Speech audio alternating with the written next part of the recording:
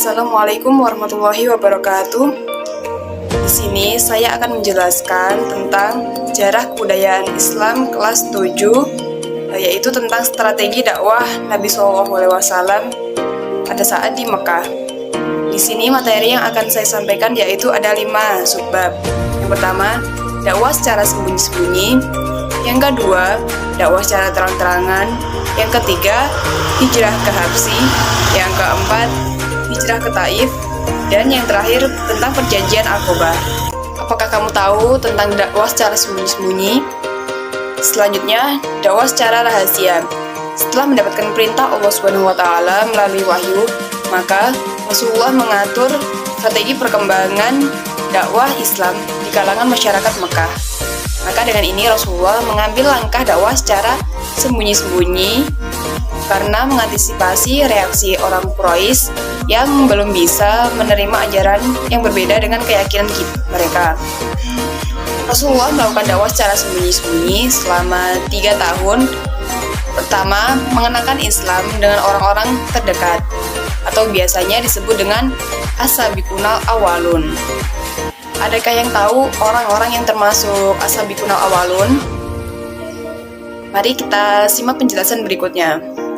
Orang-orang yang termasuk as-sabiqunal awwalun yaitu Khadijah binti Khuwailid Ummul Mukminin, yaitu istri dari Rasulullah sendiri. Yang kedua yaitu Zaid bin Haritsah bin Syarahil. Yang ketiga, Ali bin Abi Thalib. Yang keempat, Abu Bakar Asy-Syiddiq. Yang kelima, Utsman bin Affan. Yang keenam, Az-Zubair bin Al-Awwam Al-As'adi. Yang ketujuh, Abdurrahman bin Auf. Yang ke-8, Sa'ad bin Abi Waqqas. Yang ke-9, Thalhah bin Ubaidillah. Yang melatar belakangi dakwah secara terang-terangan yaitu kaum Quraisy merasa terganggu karena kepercayaan mereka mulai dipermasalahkan. Sehingga Rasulullah akhirnya melakukan dakwah secara terang-terangan. Dakwah secara terang-terangan ini berlanjut setelah dakwah sembunyi-sembunyi sampai hingga sekarang saat ini. Setelah dakwah secara terang-terangan tadi, Rasulullah kemudian melakukan hijrah ke Taif. Pada tahun ke-10 kenabian, Nabi Muhammad ditinggal oleh kedua orang yang sangat dicintainya, yaitu istrinya Khadijah dan kakeknya Abu Thalib. Mereka merupakan kekuatan Rasulullah dalam berdakwah dan sekarang mereka telah tiada. Maka Rasulullah memutuskan hijrah ke Taif untuk melindungi kaum muslimin dengan kekuatan Bani Tsaqif yang terkenal sangat kuat dan bersedia mendukung Nabi. Setelah Rasulullah melakukan hijrah ke Taif, beliau melakukan hijrah ke Habsyi, di mana kaum Quraisy semakin menindas dan menyiksa kaum muslimin, sehingga Nabi Muhammad SAW berpikir untuk menyelamatkan diri dengan berhijrah ke Habasyah. Dan pada saat itu kebetulan Raja Habasyah adalah seorang raja yang adil, maka dia akan melindungi kaum muslimin pada saat itu. Selanjutnya yaitu adalah tentang perjanjian Aqobah. Pada tahun ke-12 kenabian, Rasulullah menemui rombongan haji yang berjumlah 12 orang untuk menyampaikan dakwahnya dengan Rasulullah mendapatkan sambutan yang baik. Kemudian mereka menyatakan keislamannya dan melakukan baiat dengan Nabi di salah satu bukit kota Mekah yang kemudian di baiat ini disebut baiat Aqobah.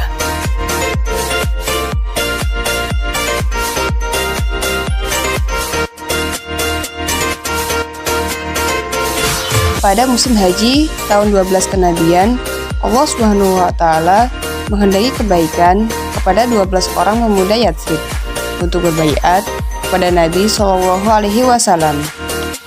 Proses baiat atau sumpah setia kepada pemimpin terjadi di Bukit Aqobah, dekat dengan Mina, tempat di mana jamaah haji melakukan wukuf. Dalam berdakwah, Nabi Muhammad memilih melakukannya di malam hari. Hal ini dilakukan agar misi dakwahnya tidak diketahui oleh kaum musyrikin bersama dengan Abu Bakar dan Ali bin Abi Thalib. Rasulullah melewati perkampungan Zuhal dan Syaiban bin Sa'labah. Rasulullah tidak sakit hati dakwahnya ditolak. Beliau menerima penolakan tersebut dengan lapang dada dan melanjutkan perjalanan. Dan kali ini dengan tanpa Abu Bakar dan Ali bin Abi Thalib. Ketika melewati Bukit Aqobah, di mana beliau berhenti, Rasulullah mencari sumber suara tersebut. Ternyata ada sekelompok pemuda yang sedang berbincang-bincang. Lalu beliau mendekati mereka. Ternyata mereka berasal dari suku Khazraj. Nabi Muhammad tidak menyia-nyiakan kesempatan untuk berdakwah kepada 6 pemuda dari Yathrib. Ketika para pemuda berbisik membicarakan Rasulullah, tiba-tiba muncul bayangan peperangan antar suku di benak mereka. Suku Khazraj bersekutu dengan Yahudi yang tinggal di Yathrib, sedangkan suku Aus bersekutu dengan kaum Quraisy. Sebenarnya mereka bersaudara, akan tetapi tak jarang mereka terlibat peperangan antar suku. Situasi ini dimanfaatkan oleh Yahudi tentang kedatangan Nabi terakhir untuk menghasut agar tak mengakui kerasulan Nabi pada penduduk Yathrib. Setelah berunding, penduduk Yathrib menyampaikan keputusannya kepada Nabi Muhammad untuk sepakat menjadi pengikut dan masuk Islam. Pada tahun 12 kenabian pada musim haji, Rasulullah kedatangan 12 orang dari penduduk Yathrib, 10 orang dari suku Khazraj, dan 2 orang dari suku Aus. Kemudian, 12 orang ini mengucapkan baiat kepada Rasulullah, baiat Aqobah, yang diartikan sebagai perjanjian untuk taat dan setia kepada perintah Nabi Muhammad SAW. Kemudian 12 orang ini mengucap baiat kepada Rasulullah. Baiat Aqobah diartikan sebagai perjanjian untuk taat dan setia pada perintah Nabi Muhammad SAW.